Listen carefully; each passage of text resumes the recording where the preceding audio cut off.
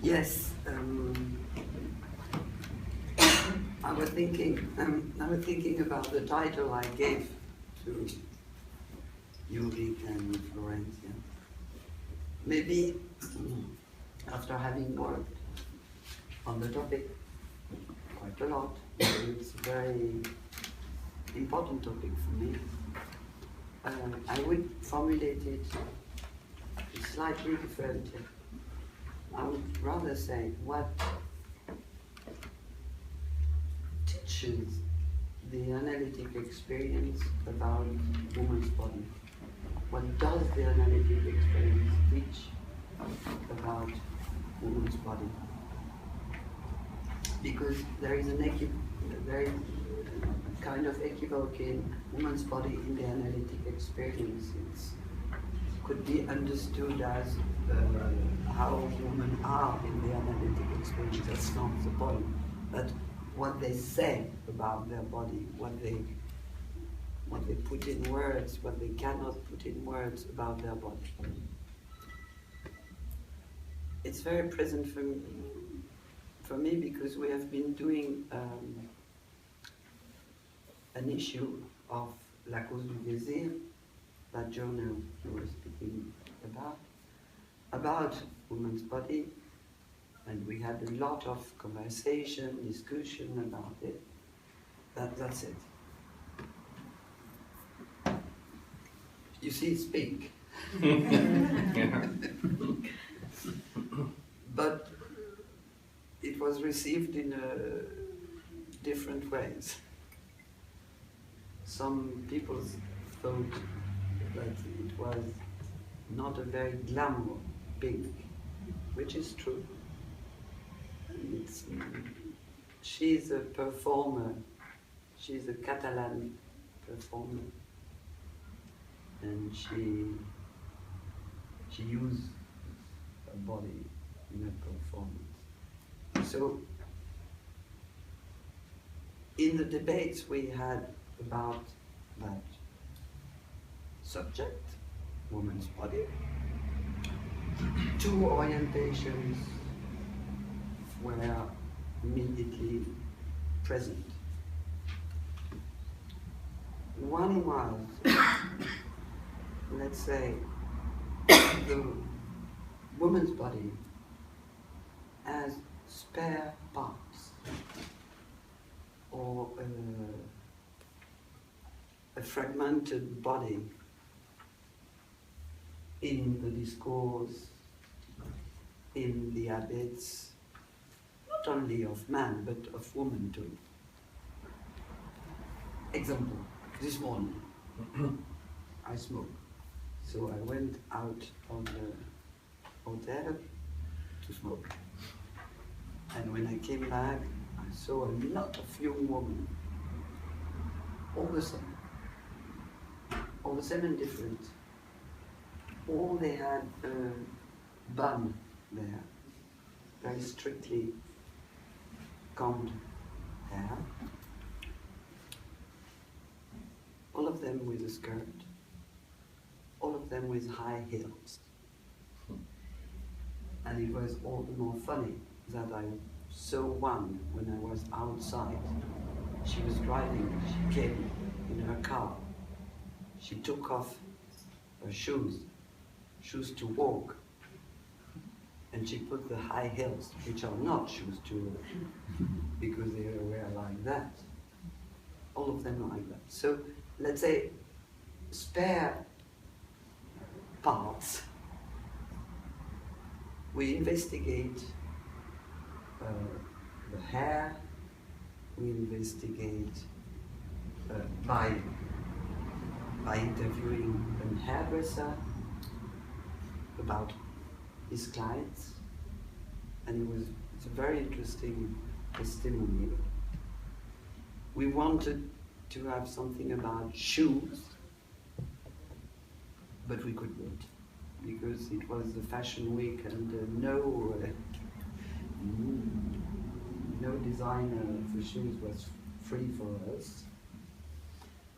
And we put blood there too, as a spare piece. spare part. So you see the idea that fragmentation in objects, which has both an imaginary and a symbolic power, and both for men and women. I wouldn't say women have a different way from man as far as these objects, which they happen to be, are concerned. The other side of reflection was not opposed, not at all, but it was more global. The idea was the staging of woman's body in, let's say, the discourse, in the social link, the way they were acting as social partners or citizens or whatever. And the other point, third one, was what they were saying about their own body experience in the analytical treatment. Because I happened, on the moment of the preparation of that issue, to have a lot of young women becoming to be pregnant, starting their pregnancy, and speaking about it in a very, let's say, surprised way. They were surprised by their body, the changes of their body, the feeling that was inside them, the sensations, and in the same time, because each of them wanted to be pregnant, but nevertheless reacted in a very contradictory ways to the changes, let's say the real changes in their body, with echoes from the moment, the important moment or not important moment, depending from who they were, their history, or the first menstruation, for example, the moment of surprise, what's going on, what is it? Of course, some knowing, some not knowing, some not wanting to know, some rejecting it. A lot of subjective position in relation to this real, which is real. And real enough. Nobody wanted to write about the blood, so I had to do it, which is not very ethical when you are the chief editor of a journal. You're supposed not to write in it. Well, as nobody wanted to do it, and I thought it was very important, as an analyst I thought it was important, I had to do it. So I started reading what had been written during centuries about the menstrual blood. I was amazed. Well, I knew it in a way, but to read it is extraordinary. From the Romans to the Hebrew, passing by the Catholic, the Protestant, and anyone, they all had the same idea: wickedness. For example, the Roman thought that, and it was an idea that was shared long after, that a woman could, by using her menstrual blood and putting it in food, for example, could poison everyone she wanted. Or the Hebrew, and in general, any monotheism, saying that it's impure. And someone, after I wrote it, sent me a link in YouTube with the testimony of a young, I think she is, I don't know, she is Indonesian or she is Myron, I don't remember, but she's not from France anyway. Testimony that she had been sending to Instagram, a photography of her in a bed with a spot on her trousers, a blood spot, and Instagram refused to publish or to put that photography on Instagram. So she wrote a letter asking why, because it was a photo which was not porno, which was not violent, which was very, let's say, everyday life testimony, and they didn't even answer. And keep.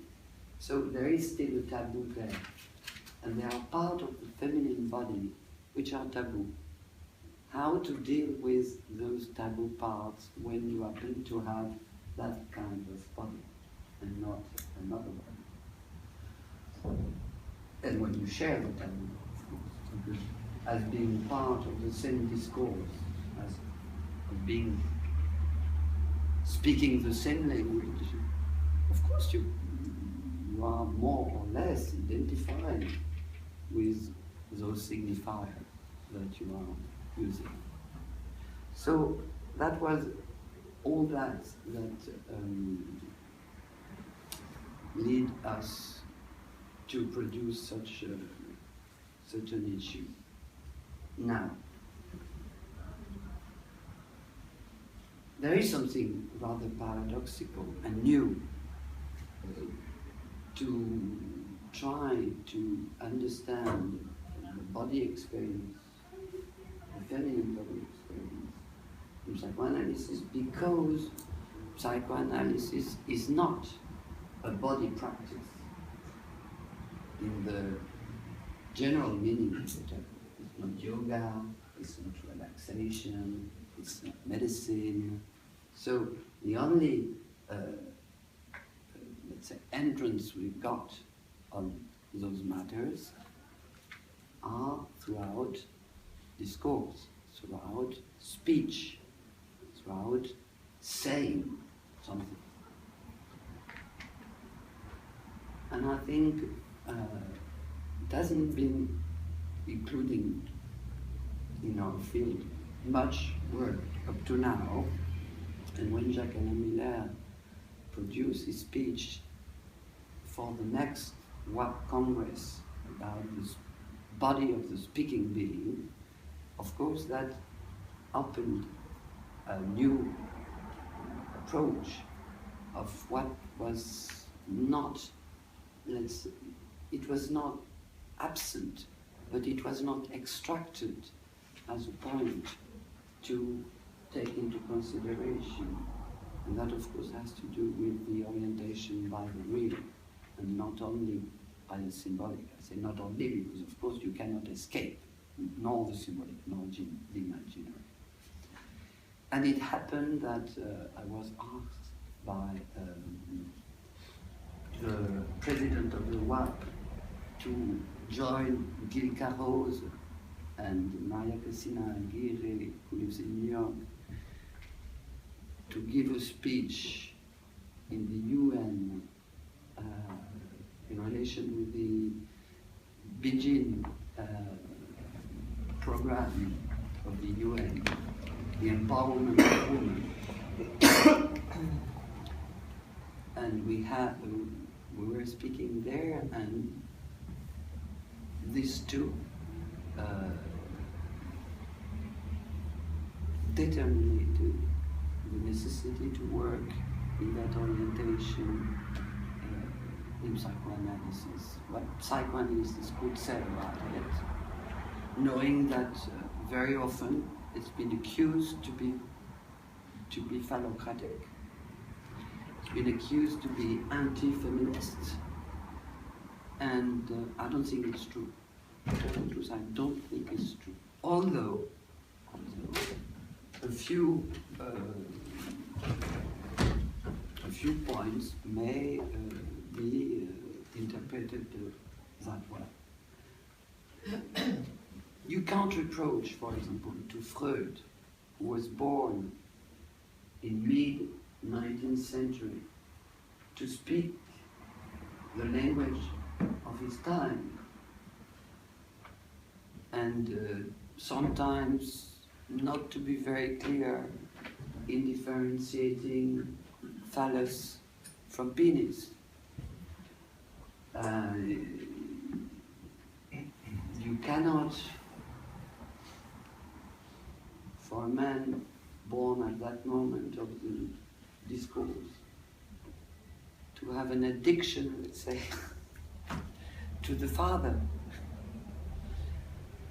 because he was not living in the moment of history where we are living in. A moment, as Lacan says, in a very prophetic way, of vanishing of the name of the father. He was in a moment where the name of the father was very potent, and still is in some part of our society. We saw that in France, for example, when the proposition of the law for the wedding, how do you say that, between people from same-sex marriage. Same-sex marriage. Marriage, that's it. Well, we had a year, an entire year of manifestations, demonstrations, aggressivity, violence, from people who were against it. And some of our colleagues, psychoanalytical colleagues, were on that side. And I remember one day, Fragmented phoning me saying, well, I think we have to say something. Although he said, I didn't want to take part to this debate. I think that if some of our colleagues use psychoanalysis against that law, we must say something about it and say that psychoanalysis cannot be used that way. There is nothing in psychoanalysis that theoretically or scientifically goes against that law. And he did. And he went to the Senate and made a speech about it. So it's true that for some point psychoanalysis has been, let's say, reactionary, which is already a judgment, let's say, has been father-oriented, and woman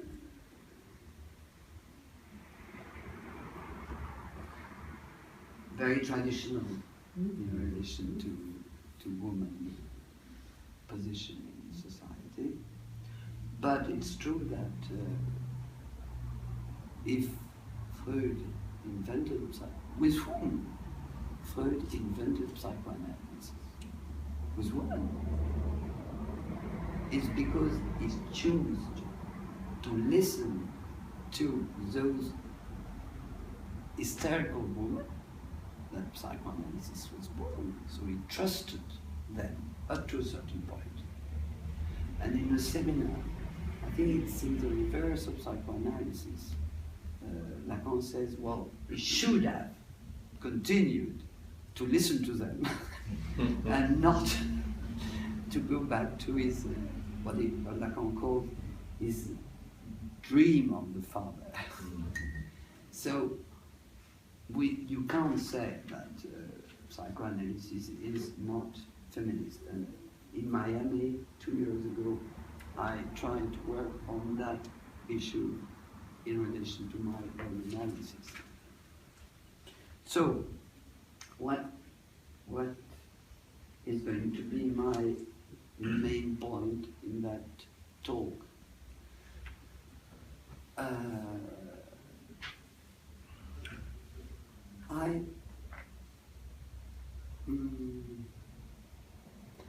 had always been attracted by one little sentence in a text by Lacan, old one, between the 50s and the 70s, and the 60s, sorry. A text in the Écrit, where he was speaking about Dora, and the analysis of Dora, which he does very frequently. And he had that sentence, which I've always remembered, which is,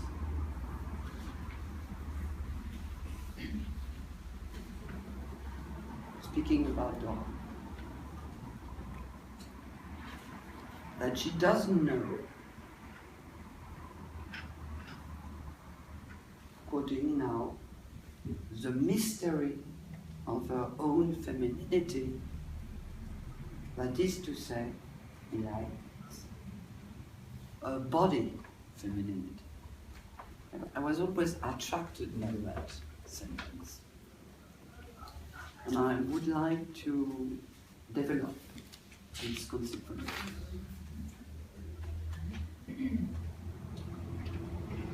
Our own femininity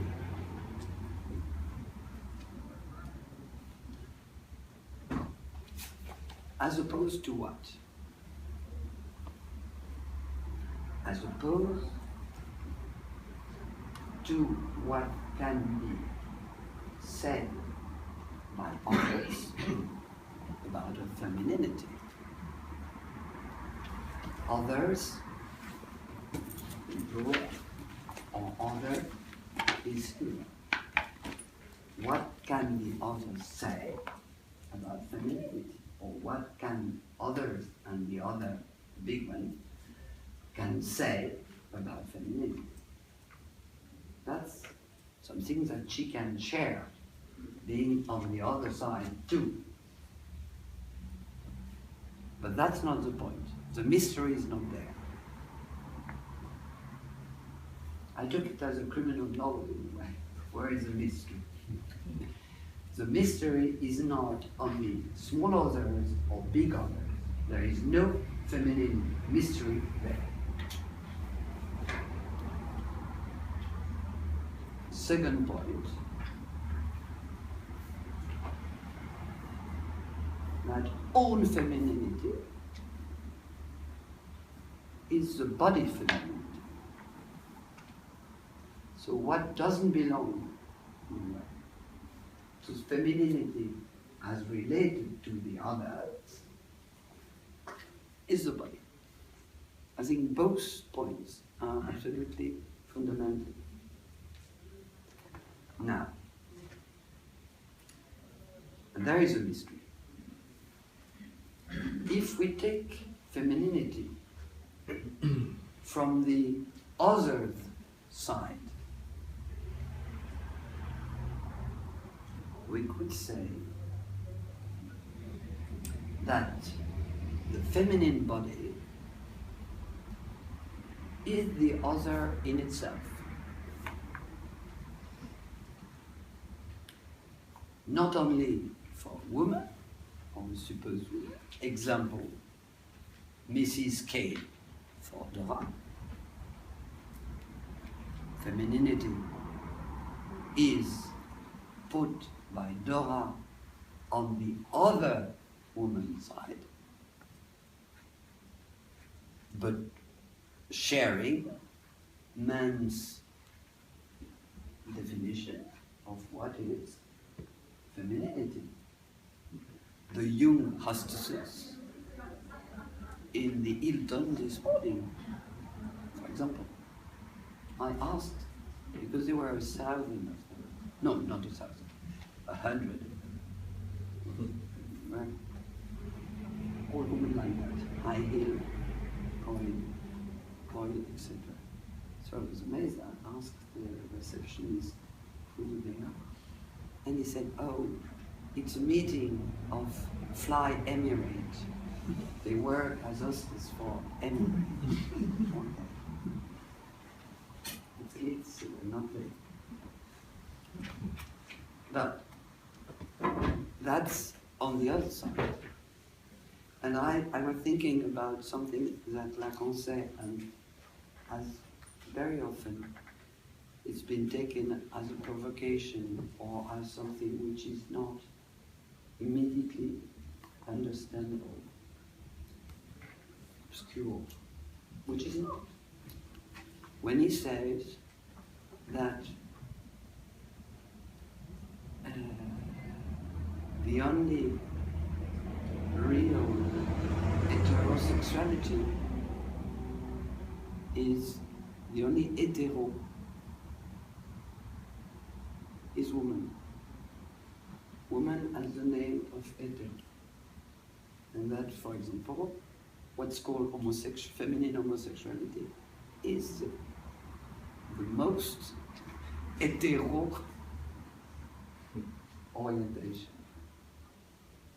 Saying that a lot of what's called heterosexuality is in fact homosexuality, men together.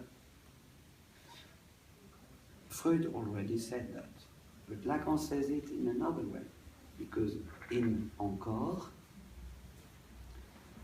in his, how do you call that?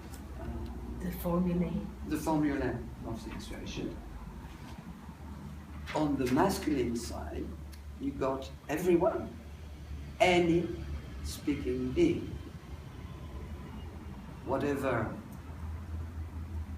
let's say, whatever they're called, man or woman.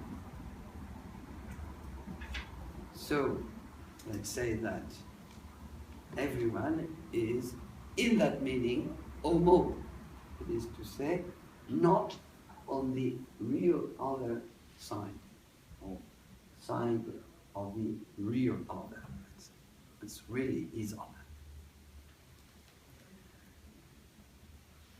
We could then say that feminine body is the other. Now,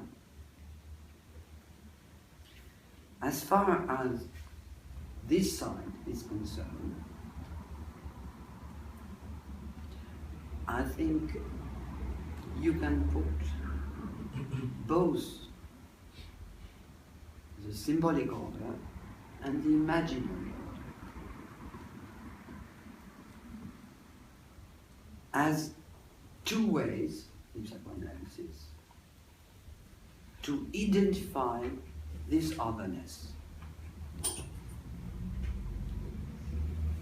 are two ways to identify this otherness, which are identifications and therefore segregations, because that's the way the symbolic order functions. And it's called in the Anglo-Saxon world the gender.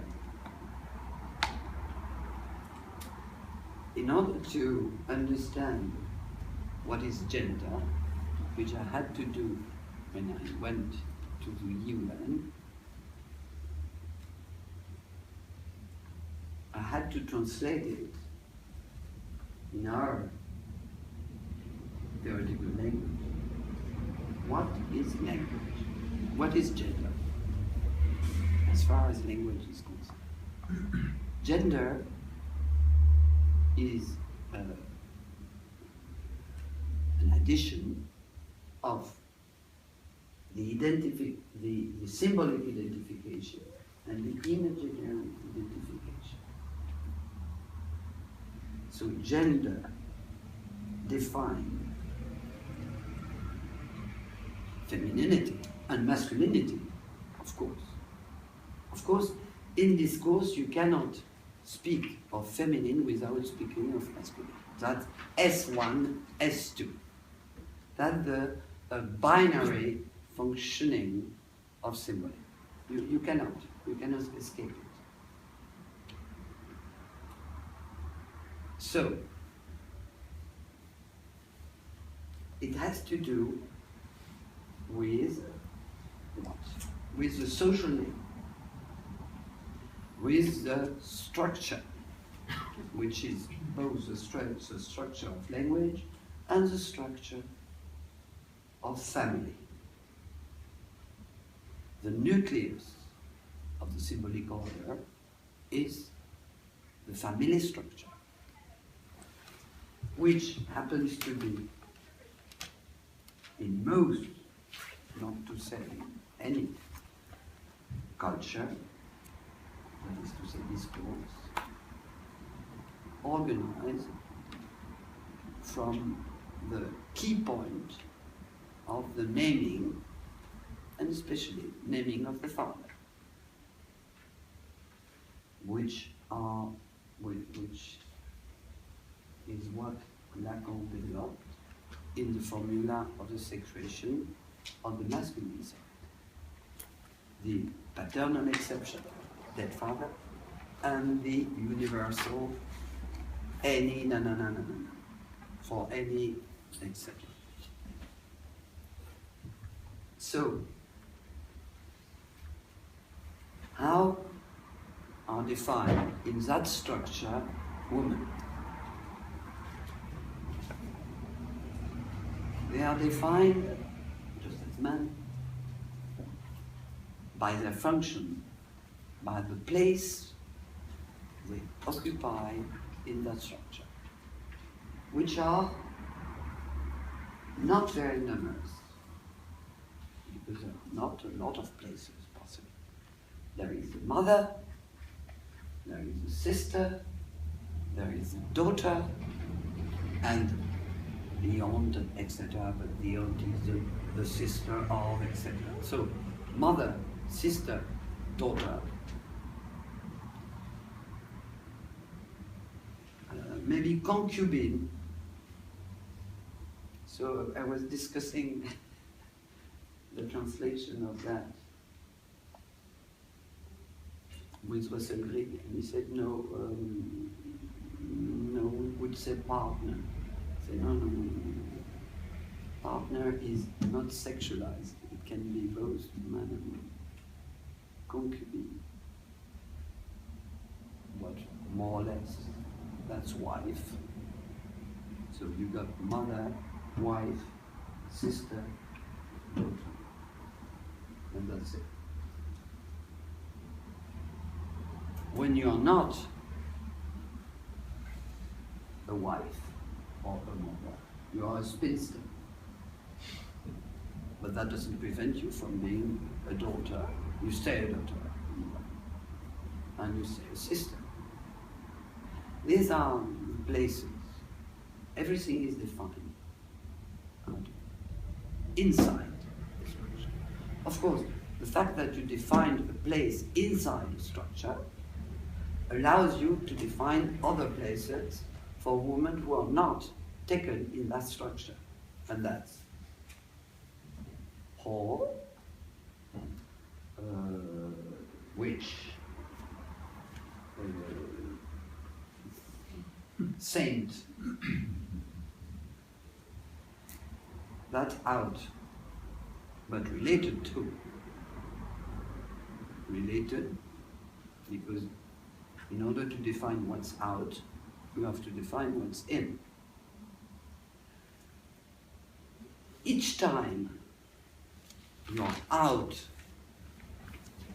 of the signifier structure, I feel, we may discuss about it, that a woman is fragilized. She becomes more fragile. She can be aggressed easily. We had to fight for three psychoanalysts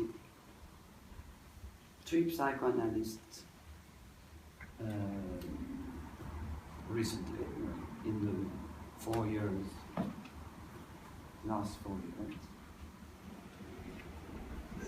And each of them was fragilized because she was, as a psychoanalyst, not totally determined by the family order of of a family space. She was working out. And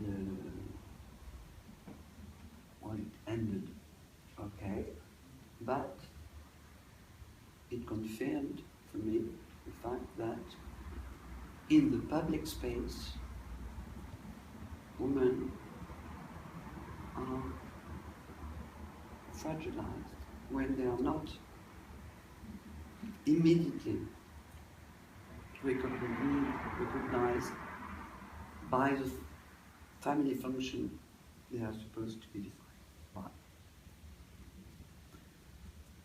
I think the veil, for example, is made for that, to export the family space, private space, out in the public space. I was listening to one of my analyses. She had been provoked in the metro by a group of young boys, and she was saying that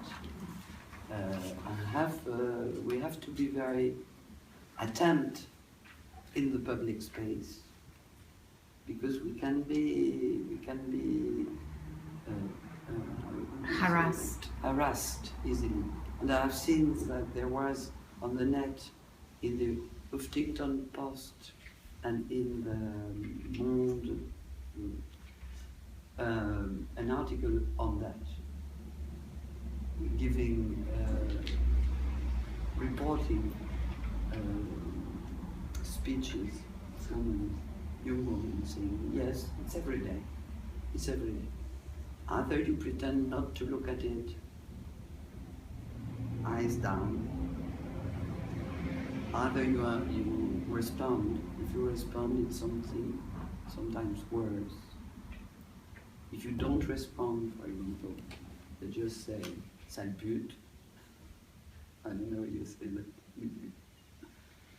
Yeah, she's a whore. She's a whore, precisely at the moment when she's not.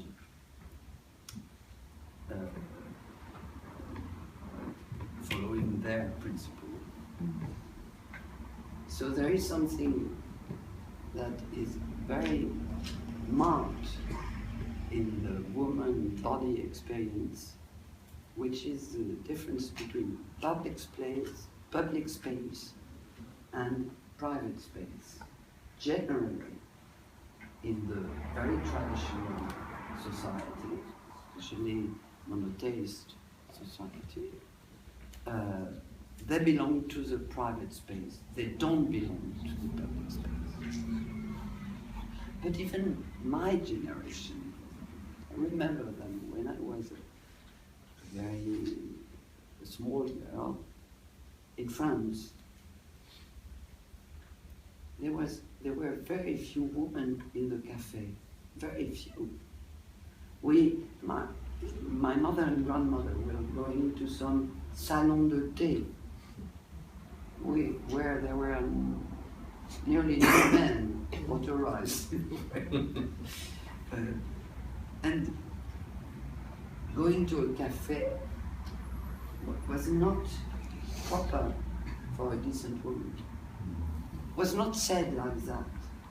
Was not even said. It was just like that.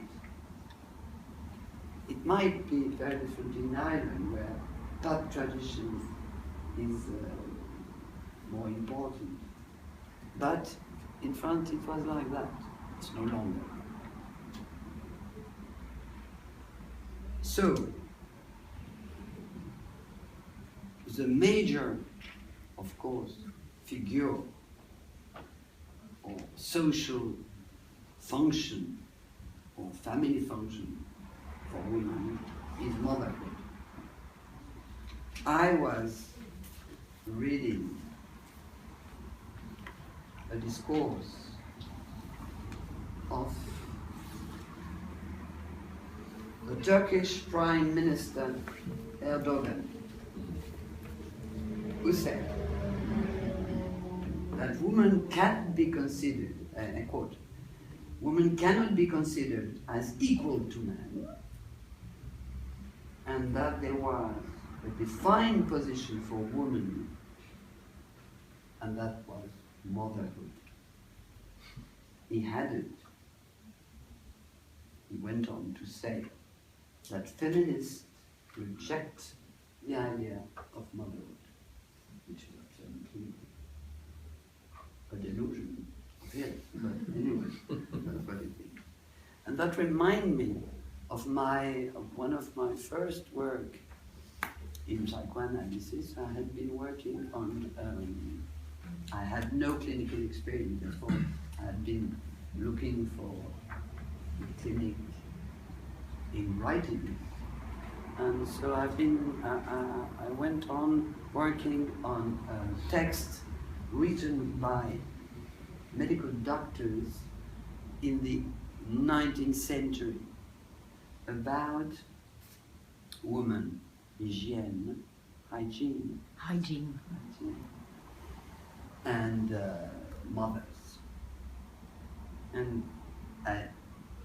truly, all of them, they were manuals for women in order to teach them the proper way to do with children and house and okay, learning. Fair enough. But in all those manuals, in the introduction in general, the sentence was absolutely fixed, like an axioma, or a moral maxim. Women are made to be mother. And it was very funny, because from what they were after saying, you could deduce that the only thing they were facing was precisely the way they were not. Because you had the chapter, you must not let your child alone in the farm courtyard. He could be eaten by pigs, and they were saying the percentage of children killed and eaten by pigs, and you mustn't put them near the fire, and they were saying about the percentage of children burned. You mustn't put them all in the same bed, and because they were going to suffocate, and they were saying how many were suffocated. You must not, of course, have abortions, and of course, they were mentioning the incredible number of abortions. You must not abandon your children, of course. There was a special institution called les nourrices. Wet mother. That's it? Wet nurse. Wet nurse. Wet nurse. Wet nurse, yes. It was very important. And especially in the death rate of children. So they were facing reality, which was the fact that they were not that born to be mother if they were such bad mothers. But nevertheless, they had their experience, and they had the formula, which is exactly the same as Mr. Erdogan. Women are made to be mother. Les femmes sont faites pour être mères. That's the translation. Or women are mothers. That's a desire. Or that's an imperative. A superego imperative, or an ideal imperative. But that's not real. Not even in the meaning of real reality. I'm not speaking of real, the Lacanian real. I'm speaking about facts. Everyday life was demonstrating the falsity of what they still were sustained. So that's on the, let's say that's on the identification as symbolic. You are identified to signifiers. And of course you have to be identified to those signifiers in order to be part of the discourse. I'm not criticizing these identifications. I'm just saying that they are pure signifiers.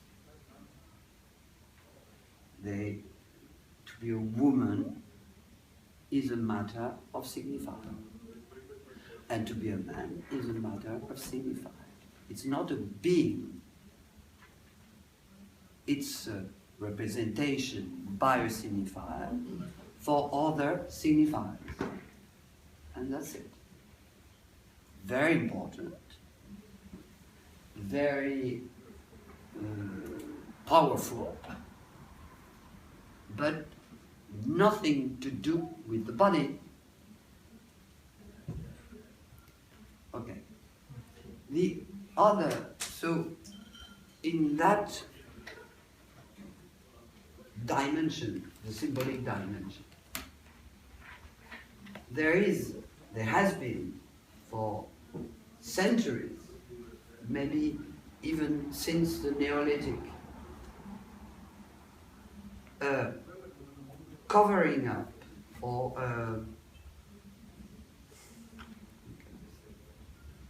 identity between man, father, because the structure is the symbolic structure, and woman, mother. Just a covering, yes, an identity, it's the same. And precisely what's now rising is a cut between this identity, the fact that there is a difference between motherhood and femininity, and a difference between fatherhood and masculinity, which of course is not very new in psychoanalysis, but which happens to be surprising in the field of discourse, of the master's discourse.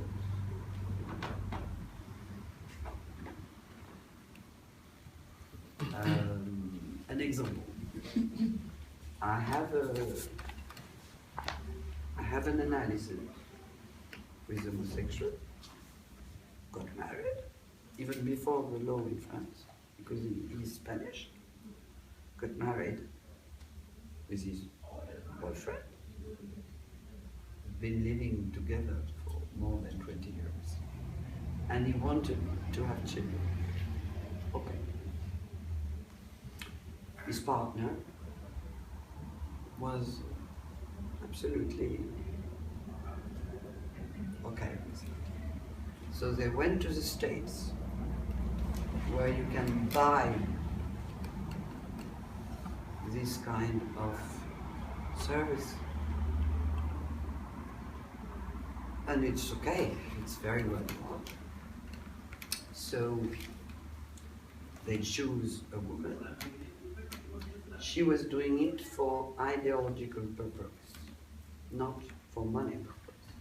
She was doing it because she wanted people to be able to have children. And her husband was okay with that. But they had to buy oversights from another woman, okay? Both of them mixed their sperma, you say? Sperm.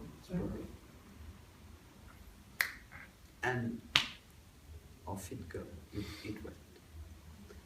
Twins, 2 little boys. They followed the pregnancy. They are still in touch with the mother. They came back with the babies after staying 2 months in the States with them, before and after the birth. And they are now living with those babies. And this patient, in his analysis, is speaking about what happened to him. I'm not going to speak a lot about it, just say something. There is a legal problem in France with those babies when they are born outside of France. So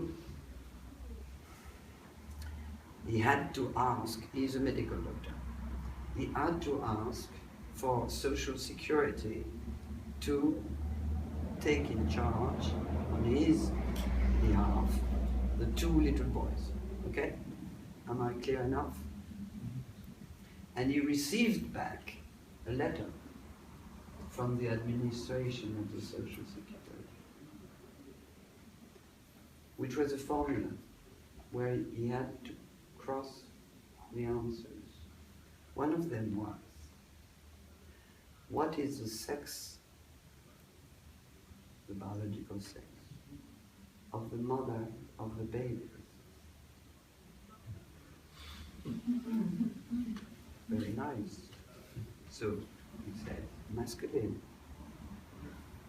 So as far as the discourse is concerned, there is a differentiation nowadays between the biological sex and mother and father. It's a social, symbolic function.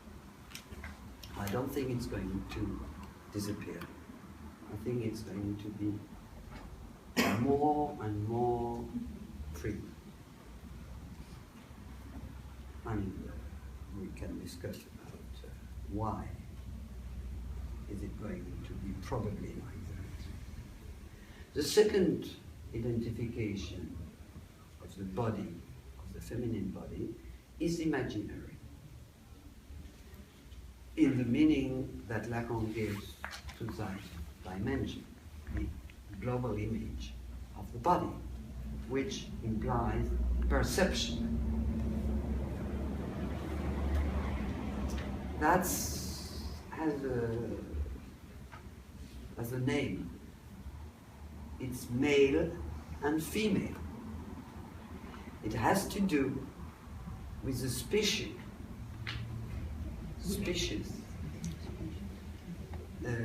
We are mammifères. Mammals. Mammals. Mammals. We are like many other species. And at that level of the imaginary, the individuals recognize themselves, throw out some image, let's say, image indices. If someone comes in that room, you don't even think about it, but you identify it out of just seeing it, or it, or she, as a she or a he, as a male or as a female. But of course, if we start to discuss, you would agree that some male are very feminine and some female are very masculine as far as the image is concerned. Nevertheless, the image of the body implies a deduction of the biological sex.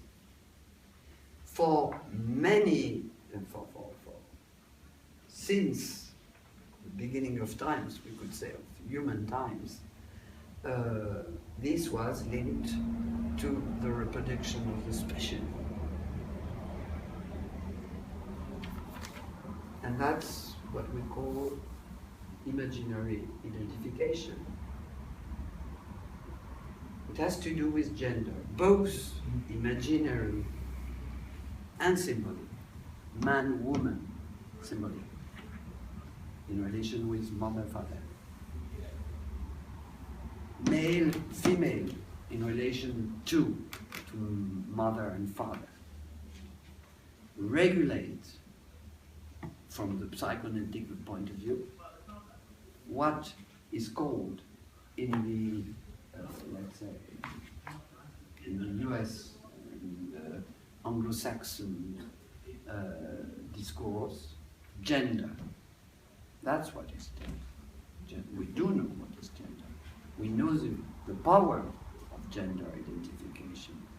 It's both the symbolic semblance and the imaginary consistency. But that is not what Lacan was speaking when he spoke of her body femininity.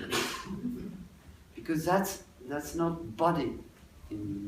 It's either an image or a signifier, but it's not real as we could define what is that femininity which is mysterious to a woman herself. To gender is, let's say, the other side of femininity. Femininity as defined in the field of the other. Of course, any woman defines herself that way too, accepting it or in opposition to it. I don't want to be a woman, I just want to be a boy, I'm a woman and fuck you, and all that. The positions of each subject in front of those identifications are different. In French, we do not use so much gender because it's a grammatical category for us. Le genre. It's grammar. How do you call Grammar. it? Grammar category, yeah. So it's not, it has nothing to do with identity politics as it is of major importance in the Anglo-Saxon world. It's more grammatical, grammar. Genre féminin, genre masculin, it has to do with words. It doesn't have to do with person, you know. But fair enough, I think what Freud described as what is the result of the production operated by Oedipus complex, he says what? He says there is the identification on one side. The Oedipus complex produces in each subject an identification and an object choice. The question of gender, or the limit of gender, is there. It has nothing to do with the object choice, nor what we could call the choice of a mode of sense. It doesn't give you any clue on that. Of course, you know, he looks like a man, okay. He says he's a man, okay. He's got a penis, okay. What do you know about his mode of jouissance? Just nothing. And so does he, generally. He doesn't know really what is the historical fetishist construction of his mode of jouissance related to his or her fantasy. So, what in order to end this part about what is femininity in the other, or of the other, or as other, what has changed now? Why, for example, after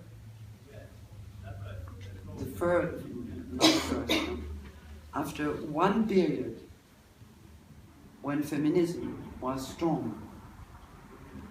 in the 60s and concluded by the right for abortion in many Occidental societies, and the right to vote, the revendication for having, let's say, access to more equally to many functions, social functions. Why, after that moment of success, feminism disappeared? It was very quiet. No more revendication. And why is it now a moment when it starts again? Because it does start again. Not only, let's say, me or in you, but in the journal, in the newspaper, on the internet. We are in a very, very spatial moment where, for example, I was reading that in the internet, the fact that in Sweden, the Minister of Foreign Affairs is feminist. But that's not just, let's say, qualification. She's acting as a feminist. And therefore, she was forbidden to speak in front of the Arab League on the 4th of March. And the ambassador of Arabi Saudi called back from Sweden his ambassador. And she said a few things that were qualified by 6 countries of the Gulf as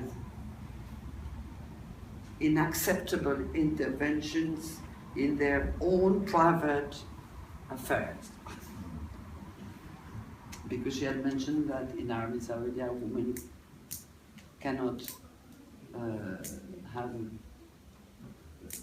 drive a car, and saying that it was a middle-aged position. So there is something there, a game, and what on the other side, for example, you can see everything which YouTube and newspapers are mentioning, the killing of little girls, the raping by Boko Haram, and then Daesh of women, all that really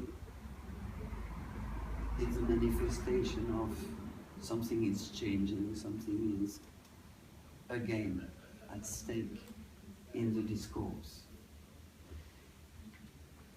I would say that the reason of it, well, I suppose there are many reasons, but at least as a psychoanalyst, I can mention one. I think it's in relation with the change that occurred in the third dimension as defined by Lacan. You've got the symbolic dimension, the imaginary dimension, and the real dimension. Okay. Let's say that the progress of sciences, especially of genetics and biology, changed definitively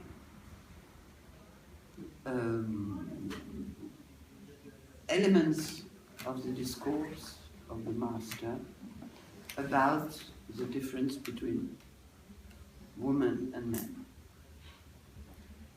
What is the name? What are the signifiers defining what is man, father, woman, mother at the level of the real dimension? It's the gamete. The gametes, you say, no? Gametes. The spermatozoid. I don't know you call that.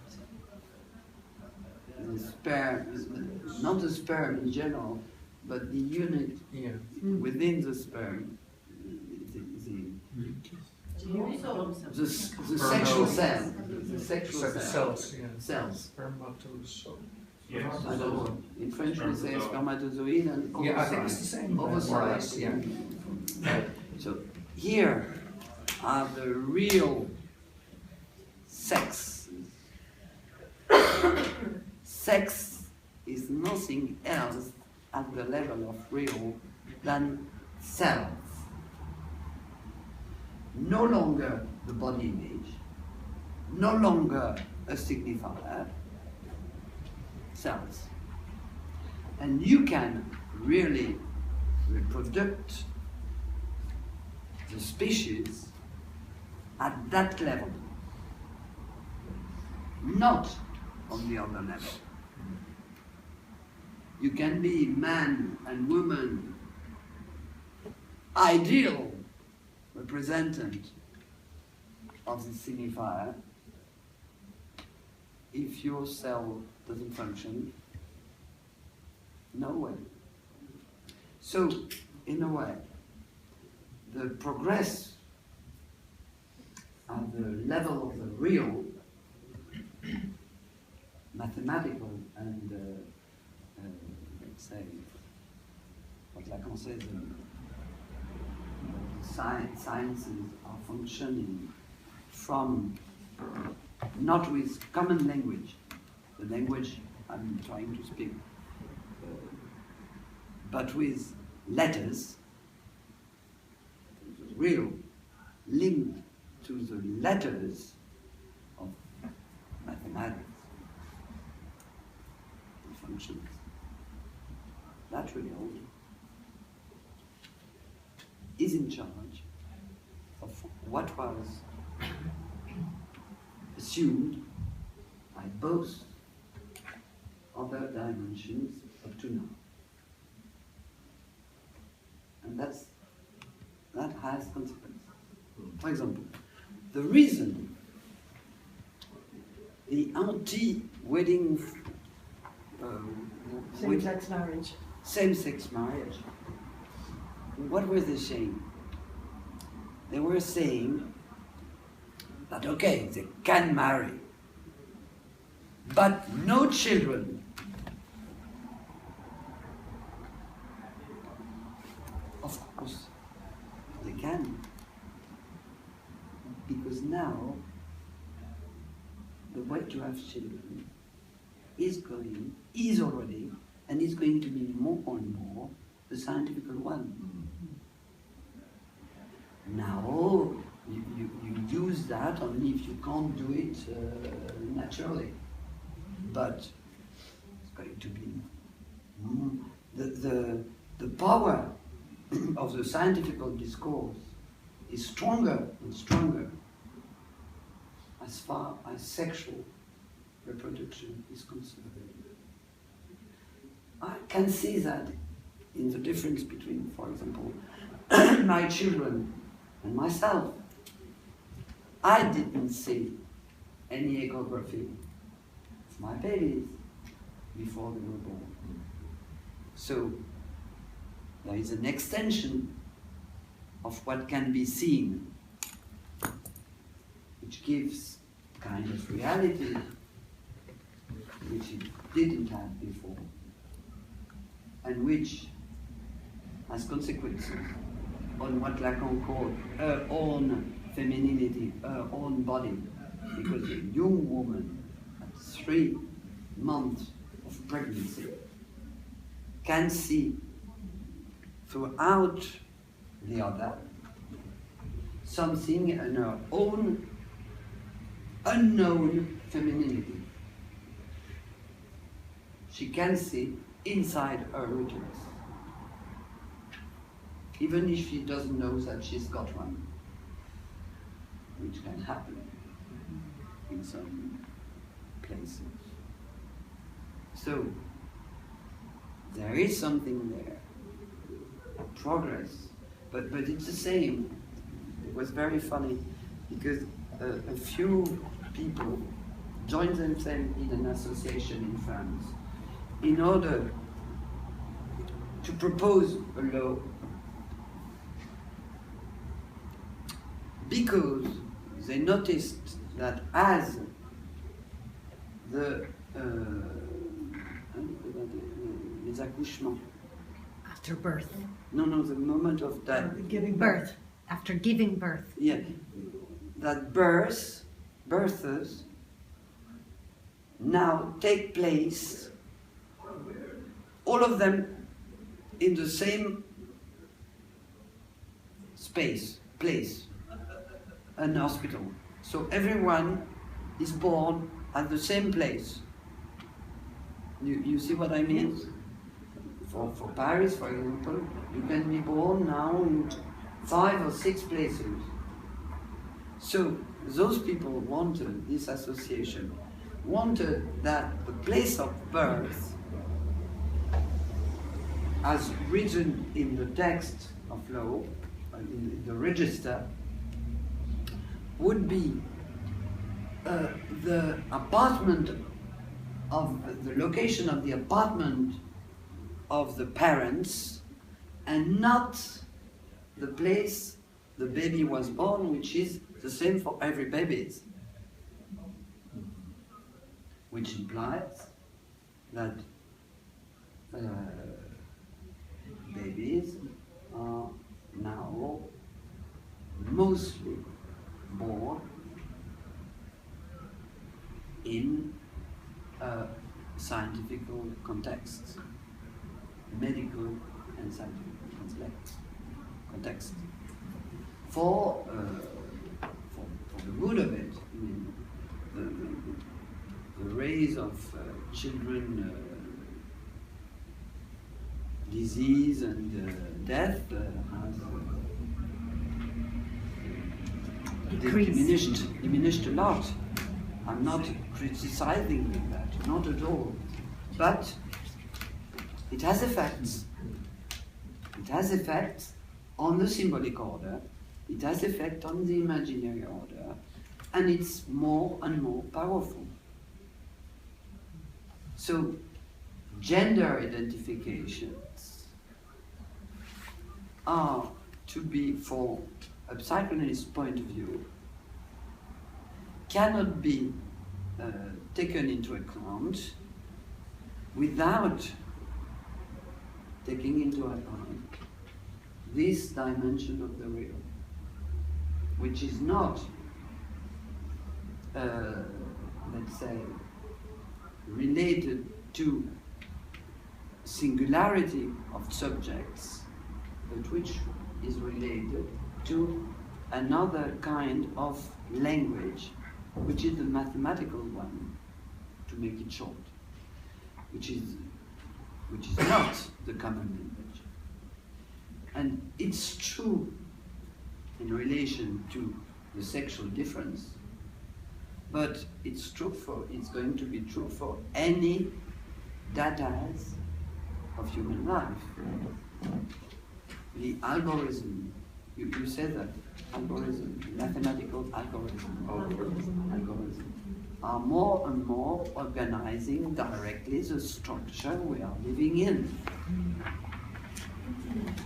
I'm not criticizing it either, but we have to take into account that what was organizing our structure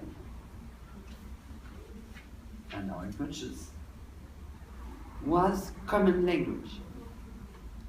The family is organized by common language. What is now organizing more and more our world is no longer only common language. It's mathematical algorithm too, which is not a language we do speak. So there is a distinction between the structure we are living in, which is the common language, a subject represented by a signifier for other signifiers, and the structure which is organizing, let's say, the institutions, especially the market in a way, which is the reproduction too. Production and reproduction organized by more and more by another structure in competition with the language we do speak and the traditional structure we are moving in. That's the first point I wanted to develop. Now let's go to the other way, the other part. Her own femininity, her body femininity. What is her own femininity when it's differentiated from the femininity in or of or as other? I think that would be a femininity, but I suppose a masculinity too. But I'm going to speak about femininity. Because to make it short, I think with Lacan that any speaking being is masculine. When I'm speaking to you, I am masculine. I'm thinking like a man. There is no difference between the way I think and the way you think. I don't mean that you think the same thing as I think, but we do communicate in le malentendu. How would you say that? In the misunderstanding. In the misunderstanding, of course. In the équivoque. But we are submitted to the same structure, which is language and speech. But there are things that we don't share, of course. And what is it?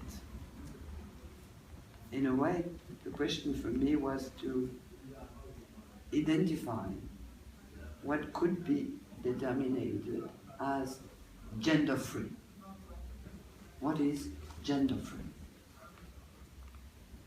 What is not taken into gender identification?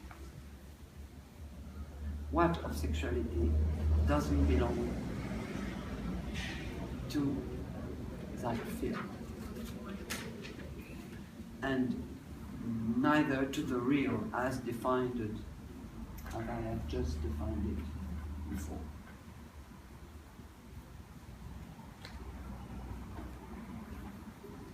First question.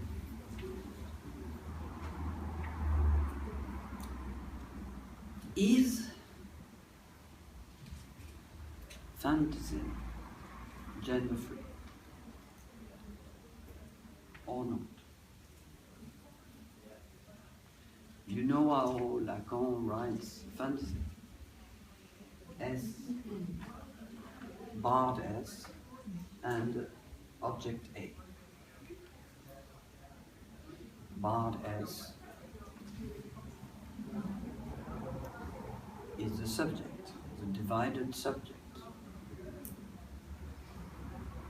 That is to say, is the effect of the chain, the signifiers chain. And the object is what doesn't belong to that chain, but function in another way.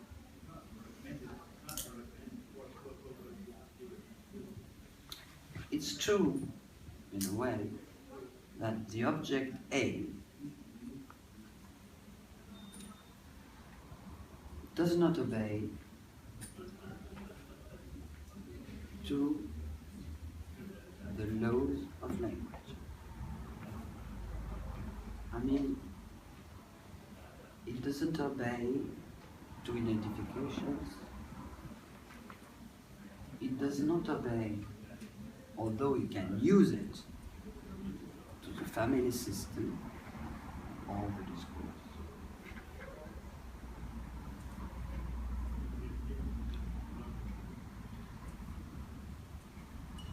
I have the idea that now may seem very abstract.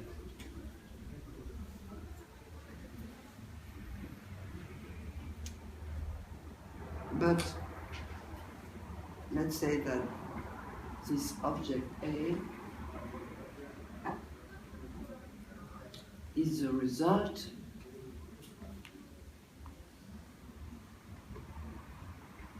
out of language of the functioning of the language. For example, I want that, I want that, I want that, I want this. The fact that wanting, demanding it, progressively, repetitively, build something that doesn't seem to be out of the signifiers. I can speak about it, but it has a particularity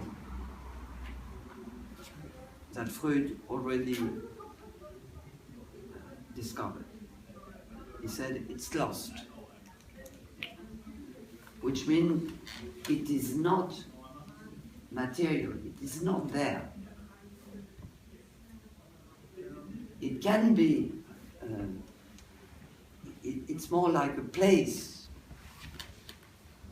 that your itinerary delimitates, and an empty place where you can put a lot of things which are not going to be exactly that, what's aimed to.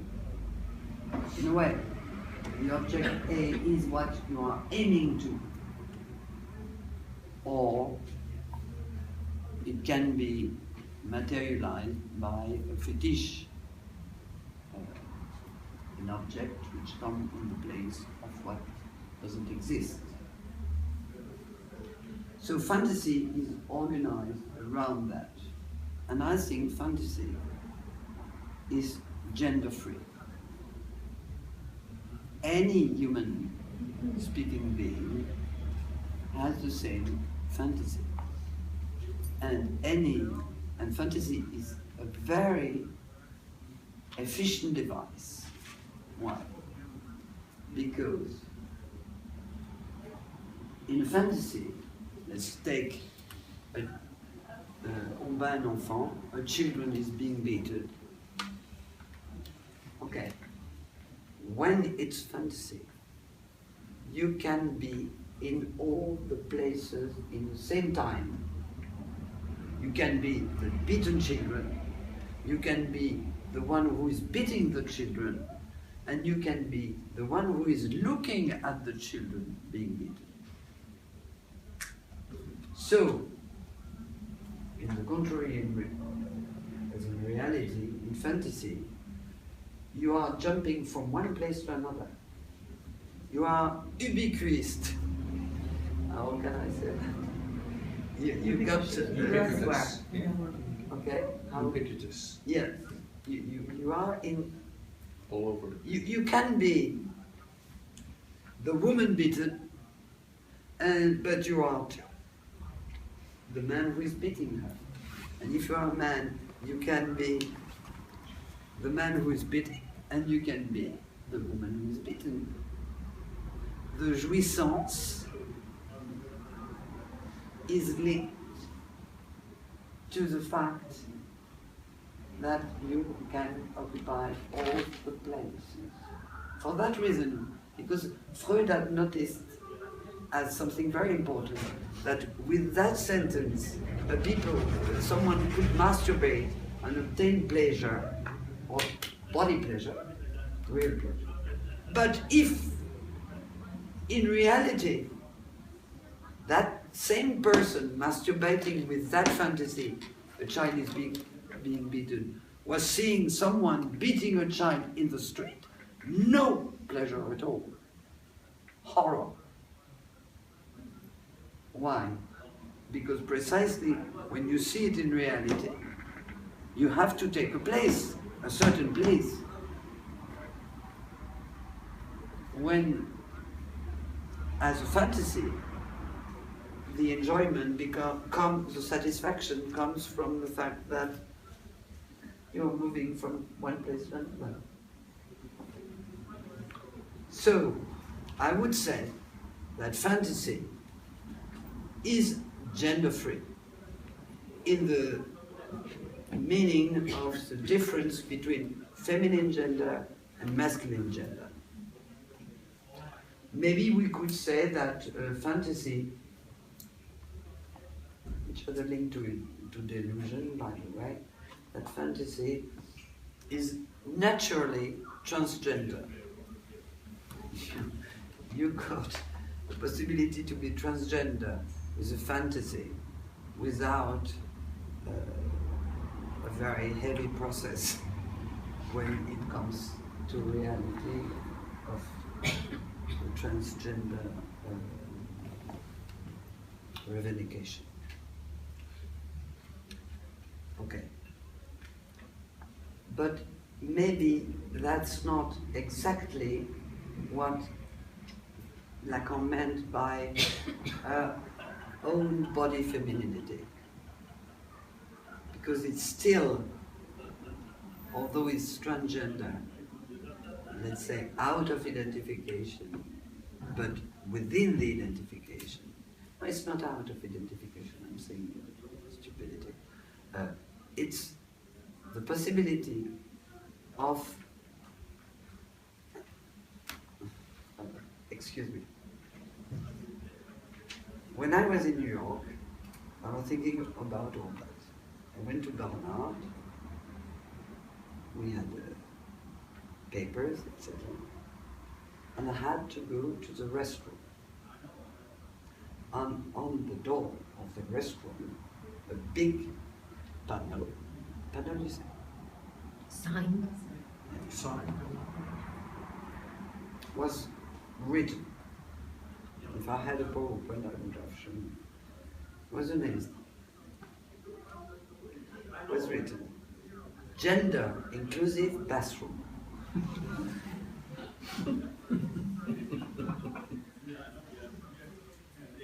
So maybe fantasy is gender inclusive.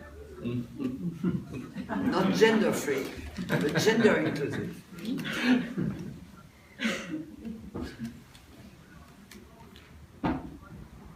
And that would be maybe better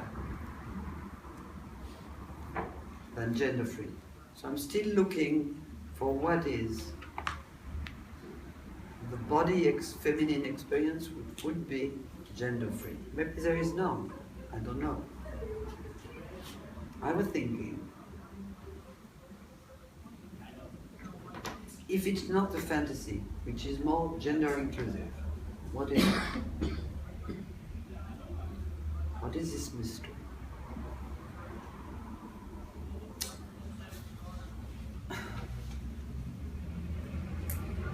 Let's be simple and go back to what those young women speaking of the beginning of their pregnancy, or those adolescents speaking of their experience of the first menstruation were speaking of it.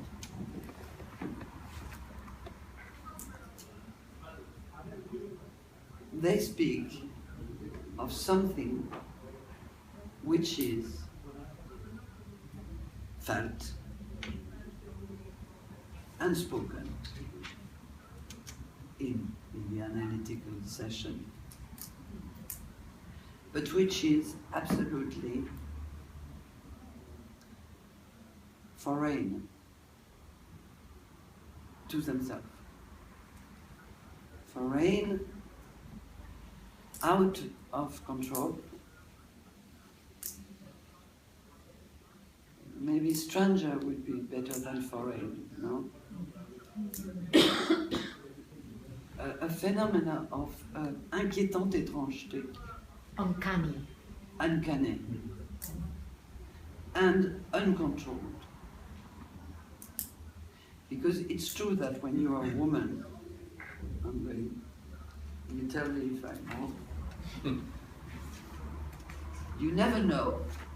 Well, you can guess, but you're never absolutely sure at the minute when your menstruation is going to come.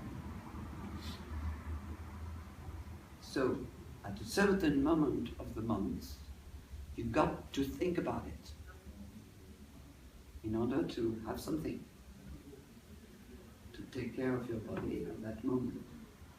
It's very, it's so familiar. It's so second nature in a way that you don't speak about it. It's just life. But nevertheless, each month something is happening to your body that is not at all under your control, and that you cannot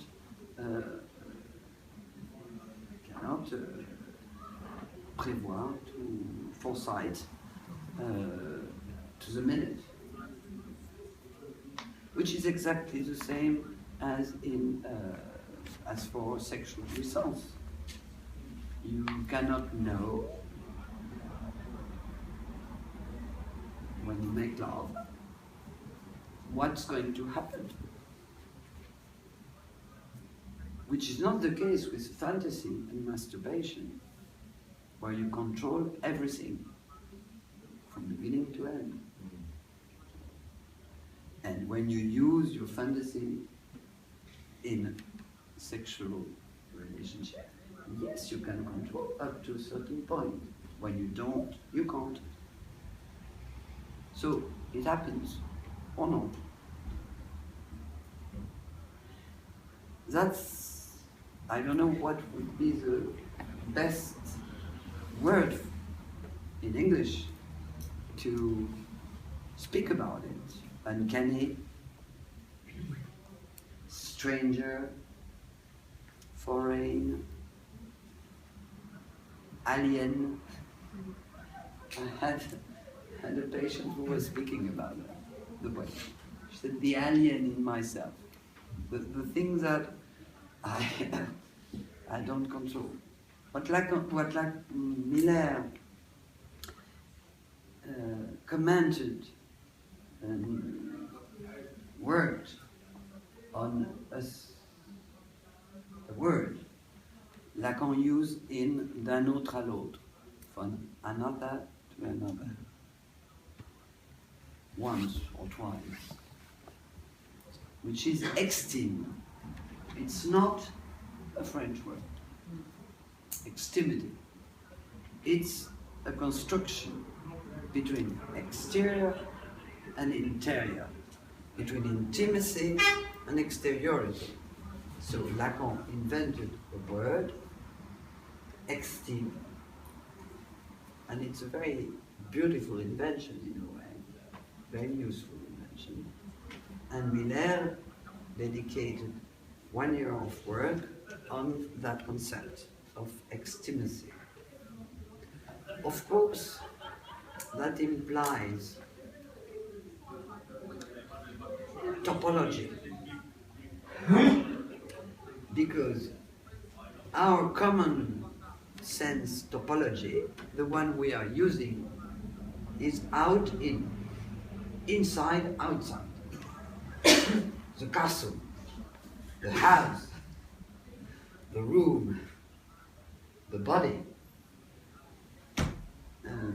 Par exemple, in French, there is a formula. When something happens, you say, ça m'a mise hors de moi. Can you say that in English? that brought me out of myself. That's it. But it's we, not we, used in we English. more like to say I'm out of it. or beside myself. The Irish would certainly say, which is the same meaning, but it's kind of that. I lost my identity. I was beside myself. Beside Blown away. myself or blown away. Yeah. Well, we are out, you are beside. Okay. But you do understand the meaning of it. Yeah. So, yeah, I'm no longer myself. Yeah. Out of my ego, out of my body, you know. So that is our, let's say, common language, natural language topology. The problem is that that topology, which is, for example, the church topology, as far as different sex difference is concerned, woman on one side, man on the other side, church, synagogues, whatever. And the topology of the private space, public space, all our topology is made out of in and out. Being out of discourse, into the discourse. So, the question is that, and that's in a way the topology that Freud is using, up to a certain point. Mélanie Klein, totally. And most of the post-Freudian psychoanalysts are using it. Winnicott points out, Winnicott's theory points out the limits as far as the relationship with satisfaction is concerned, the relation between satisfaction and identification is concerned, by the use of transitional, which implies something between. Inclusive, we could say. The transitional object is like gender inclusive. It's in and out, between.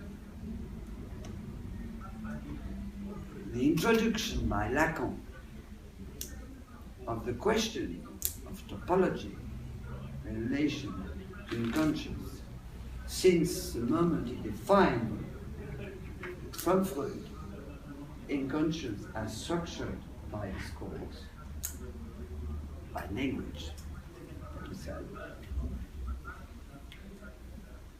is a necessity to find another topological model. Where is he going to find? First mention of it is precisely this term of extimity. Let's invent it in English too. Extimity. You understand it? So it's the most alien in the center of the intimacy. What's in you is the most alien. And that's femininity for a woman. That's femininity for Dora. That's the reason why she puts it on the other one. So that, let's get rid of it, as far as I am concerned, says Dora. Or let's define femininity by maternity. Okay, no more femininity. I am a mother. Nothing to see. That's it. That's a use, it's a major use of motherhood. Major use of motherhood is to prevent the question of extimity as defining what is femininity for a woman. Okay. Now, Ex-timacy was the first term topologically introduced by Lacan in order to solve that major difficulty we got. The second one was the Möbius reference to the, you say, la bande de Möbius. Möbius Möbius strip. Trip. Strip. Strip. Möbius strip is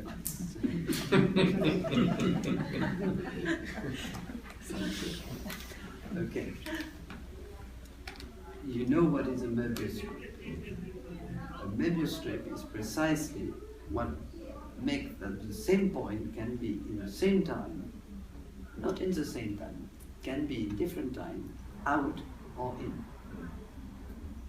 So it's a way to prevent you from differentiating two different spaces, one in, one out.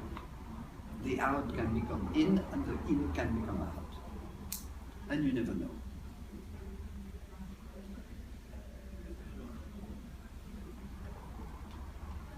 It tried and succeeded in working on the same difficulty out of logic, out of logic, using logic, using logic. The feminine side of sexuation are exactly organized in the same way in order to be part of the masculine side and by the not all, not totally part of, but you never know which part is in and which part is out. He uses the term inconsistency, inconsistence, and incompletude. I don't know how to say incompletude. Incompleteness. Incompleteness. So I think that the mystery of body femininity has to do with what of the feminine body does not obey to the in and out topology first, which is extinct, and secondly, which is not, how can I say that? Which is not obeying, let's say obeying, to the principle of metaphor, which is not susceptible, possibly, functioning under the principle of substitution from one representation to another representation. So let's say that it's body, what of the body tends to escape to representation. Whether it is, for example, provision, representation allows provision. You can say it's going to take place within 2 hours. So you cannot control. That is to say, you cannot produce a chain of argumentation or deduction that allows provision. You cannot control, you cannot predict. You can hardly represent it. You can present it.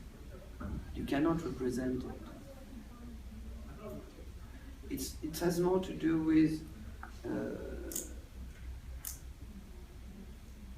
let's say performance. That's why I choose the image of performance.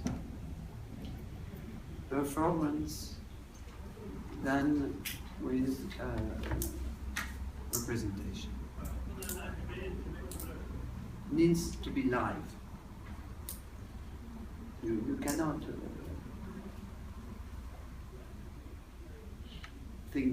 think about it and make it happen. And the last point, maybe,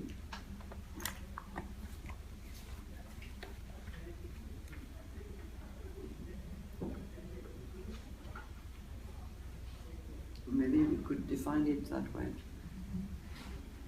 I say that because of the blood, the menstrual blood in culture, in discourse.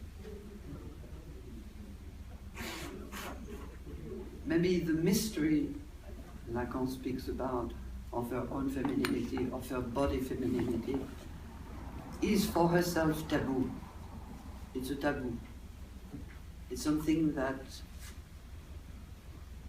is not to be said out of the metaphor representation, the metaphorical representation. I've been looking. I went to a presentation by Romeo Castellucci. Maybe you know him, maybe you don't. If you don't, too bad for you. But he's a great, great theater director. And more than director, producer, spectacle,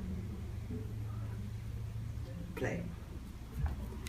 So, in one of his last performances, let's say, titled Go Down, Mothers. Go Down, Mothers. Moïse. Moses, go down Moses. Moses, okay. Moses. Go down Moses. He was dealing with Moses in his way. And the second moment of the play, la scène, the whole scene was black, and there was a little rectangle, brightly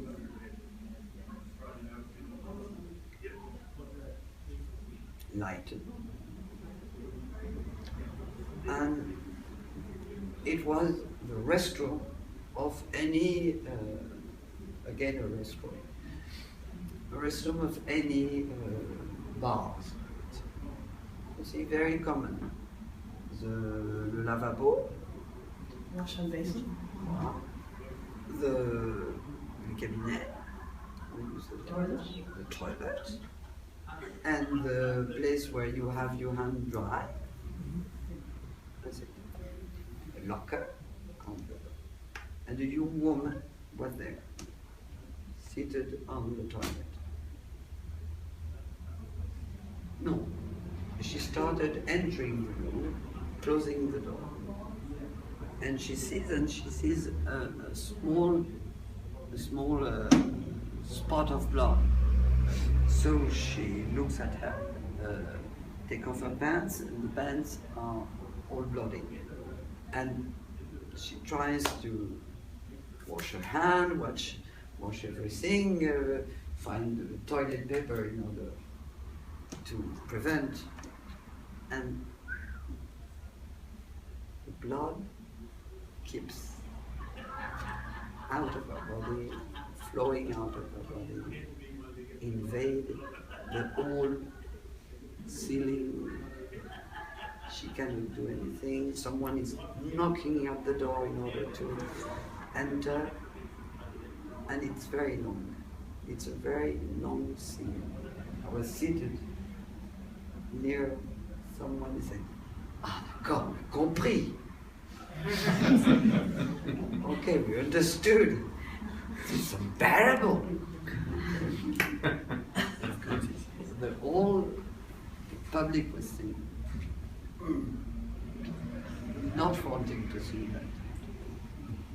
And it stops. And then we see the same woman in a blanket